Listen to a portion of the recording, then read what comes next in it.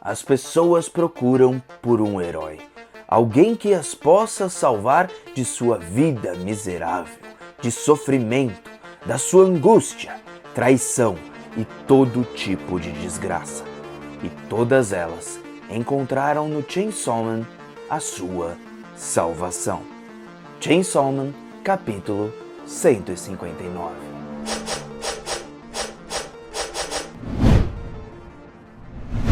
E aí galera do canal do Mano Joe, como vocês estão? Espero que todos estejam muito bem e hoje para mais um vídeo de Chainsaw Man. E aqui vai uma pergunta para vocês. Vocês já perceberam que o Chainsaw Man é como se fosse o escape das pessoas que têm uma vida miserável? Porque bom, esse vai ser um dos temas principais aqui desse vídeo e eu gostaria muito de discorrer esse assunto juntamente com vocês. Muito obrigado a todos que estão deixando aquele famoso like e muito obrigado a todos que estão compartilhando, comentando e se inscrevendo. Agradeço de coração e vamos para o nosso capítulo, que embora tenha sido bem curto, pode nos ter mostrado o porquê há tantos fãs do Chainsaw Man. E agora vamos começar no nosso capítulo. Seguinte pessoal, nosso capítulo vai começar com a turma do barulho correndo no centro de detenção de demônios. E é então que o Iseumi fala pro Akoko e pro Higashiyama que eles não precisam ficar seguindo ele a todo momento, que eles podem seguir suas próprias vidas. Mas o Akoko diz que ele não tem pra onde ir, então logicamente ele vai seguir ali o seu líder,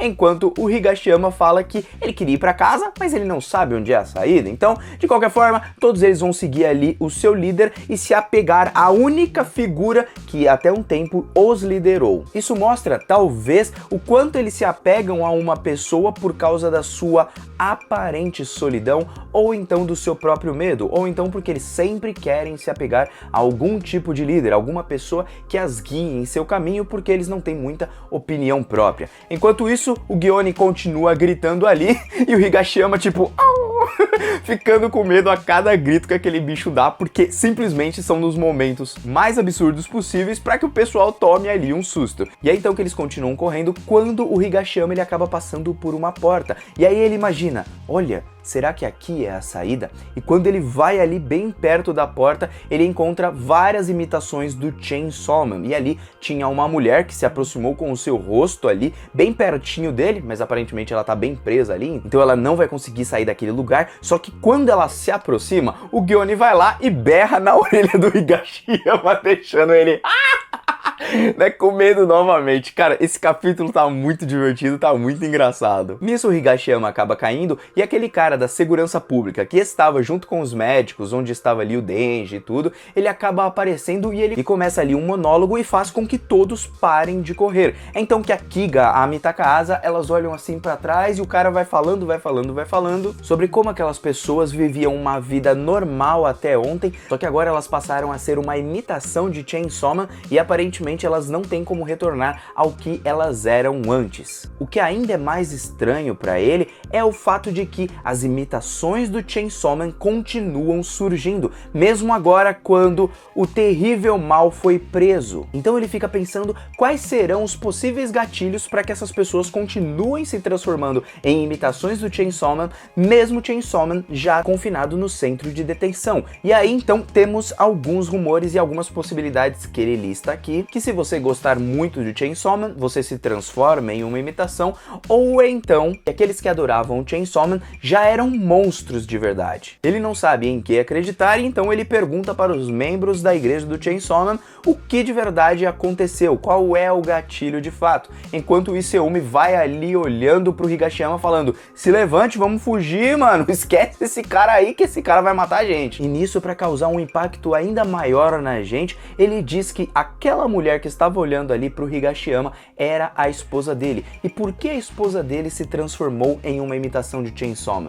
Qual seria o gatilho? Por que ela não volta ao normal? Como ela pode voltar ao normal? Por que a cabeça daqueles que eram da igreja não se transformou? Por que eles não se transformaram e sim a sua esposa se transformou? Nós sabemos que tem ali um contrato com o demônio do fogo, não sabemos exatamente como isso foi feito e como o gatilho exatamente funciona. Aparentemente tem alguma ligação com o Balaam, mas eu acredito que pode ter algo muito mais profundo que isso, e quem vai nos ajudar em tudo isso é Mitakaasa e o que ela passou para a gente pensar assim, o que as outras pessoas que eram fãs do Chainsaw Man passaram para que elas se tornassem tão fãs assim dele. Mas vamos continuar aqui no capítulo porque eu já explico isso. Porque o cara nesse momento diz assim, poxa, minha esposa que fazia o meu almoço todo dia, agora ela tá aí, virou um monstro. E aí eu me pergunto por que o meu vizinho, que era um porre, não se transformou? Por que minha esposa, né? Por que tem que ser ela? E aí ele começa a se perguntar se Deus não existe, porque ele não fez nada de errado. Todo mundo começa a olhar ele com um pouco de compaixão, mas aí então Mitaka Asa olha pra ele e fala assim,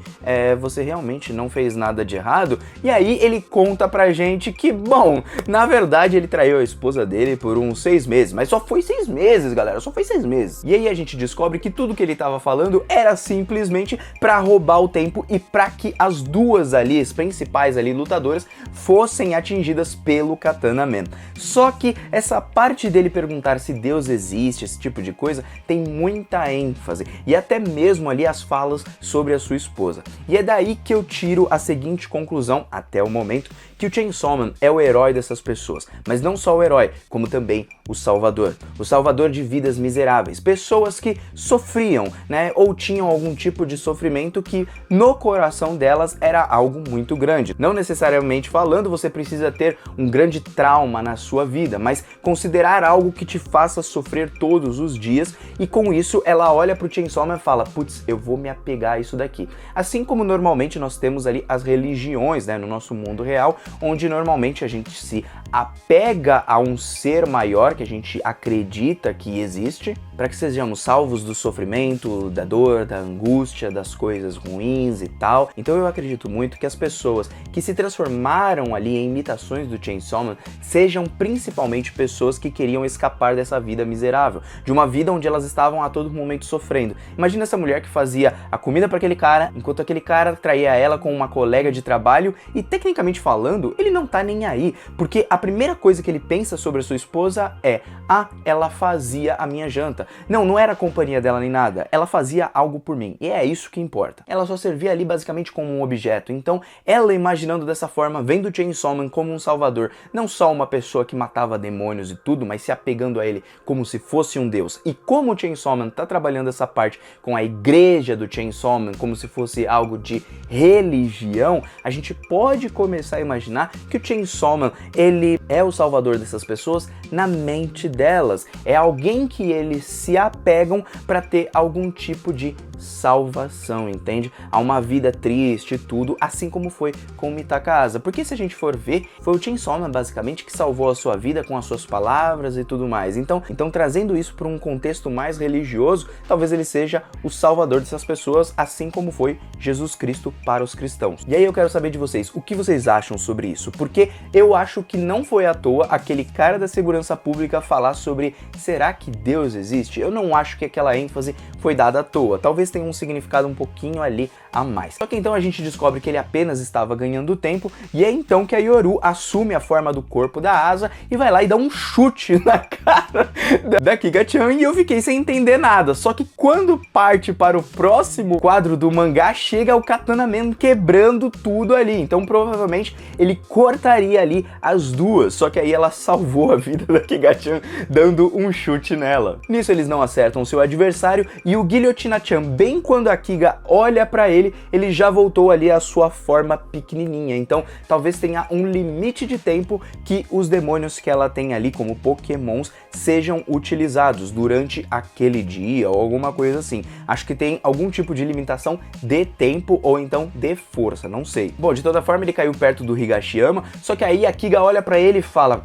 seu inútil, seu monstro, seu pokémon inútil, você não serviu pra nada. Só que enquanto ela tá pensando naquilo ali, ela tá desconcentrada, e aí aparece aquele bichinho que parecia meio que a Power, a Cosmos, sei lá, aquele cara da segurança pública meio doidão que eu já esqueci o nome. E aí ele vai acertar o martelo em cima dela, só que aparece a Yoru mais uma vez e dá outra bicuda na cabeça dela, jogando ela pra longe e impedindo que ela fosse atingida. Nisso ela começa a sangrar e fala, pô, mano, isso daqui doeu, cara.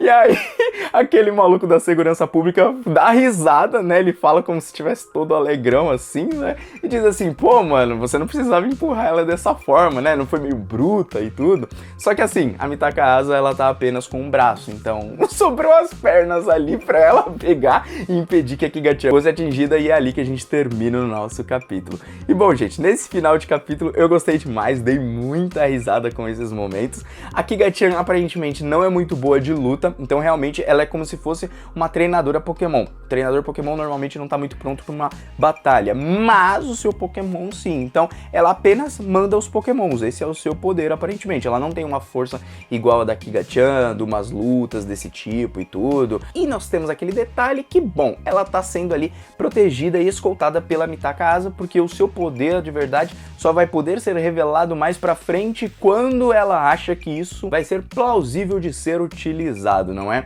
E bom, capítulo muito divertido e tal. Sobre esse final aí, bom, agora parece que a Asa vai ter que lutar contra o Katana Man e também contra ali o bichinho lá dos martelos, né? Só que aí que vai um grande detalhe, será que eles não vão acabar libertando aquelas pessoas que estavam dentro da salinha e então ela vai usar as armas dela como se fossem daquela pessoa, porque a Mitaka Asa é a namorada do Chainsaw Man? Talvez alguém ali venha falar assim, pô, você não é a namorada do Chainsaw Man? Ele disse que você era a namorada dele e tudo. E principalmente talvez o Issei pode ser que tenha visto isso, ou então mesmo a Kiga-chan. E aí então a Mitaka vai pensar, pô, é mesmo, Chainsaw Man então é meu namorado. E aí aquelas pessoas que são imitações do Chainsaw Man e estão diretamente ligadas a ele, são seus pupilos ou então servos e tal, poderão ser utilizados para lutar contra esses caras. Será que vai ser realmente isso? Ou ela vai pegar alguma arma aleatória ali e vai falar assim, ah, essa parte aqui é minha e nós vamos cair na porrada? Resta apenas a gente aguardar, não é? Bom, de toda forma, o Mano Joe aqui está vazando. Até um próximo vídeo de Chainsaw Man, porque tem capítulo na semana que vem, beleza?